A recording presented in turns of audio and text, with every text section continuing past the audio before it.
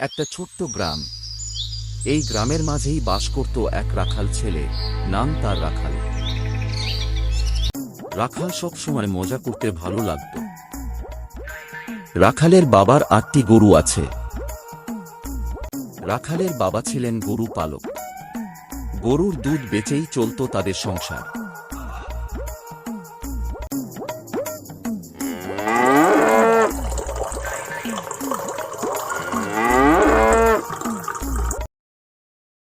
রে রাখাল, আজ শরীরটা ভালো না রে, গরুগুলো তুই মাঠে নিয়ে যা গি। রাখাল খুশি মনে দায়িত্ব নেয়। গরু নিয়ে সে মাঠে যায় আর গাছের নিচে বসে বাঁশি বাজায়। কিন্তু একদিন রাখালের মাথায় এলো এক দুষ্টু বুদ্ধি।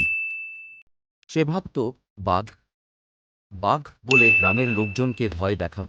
বাঘ বাঘ বাঁচাও, বাঘ এসে গেছে। গ্রামবাসী লাঠি কোদাল নিয়ে ছুটে এলো।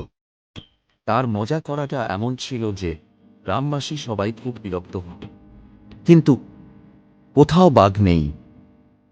এইভাবে রাখালের দুষ্টুমি বাড়তে থাকে, আর সে রোজ একইভাবে বাঘ আসছে বলে গ্রামের মানুষদের হাসাত।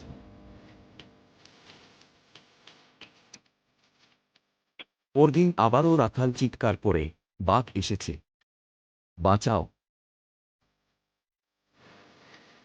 এক গ্রামের বয়স্ক মানুষ রাখালকে বললেন, মিথ্যা কথা বললে, তুই যেদিন সত্যি কথা বলবি তোর পাশে কেউ থাকবে না।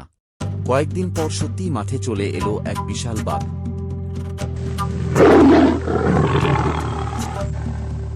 কেউ আসে না। সবাই ভাবে এ তো মজা করছে।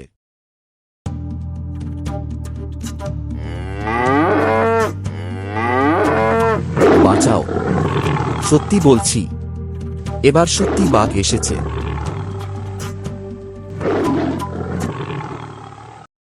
কিছু কৃষক দূর থেকে বাঘটাকে দেখে ফেলে।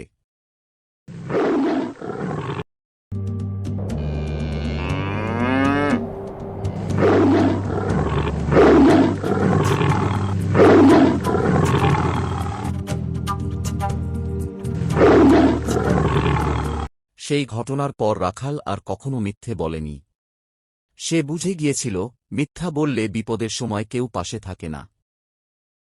সে এখন তার বাবার সঙ্গে গরু নিয়ে দুধ বিক্রি করে খুশিতে থাকে। এই গল্প আমাদের শেখায়, মজা করার জন্য মিথ্যে বললে বিপদের সময় কেউ তোমার কথা বিশ্বাস করবে না।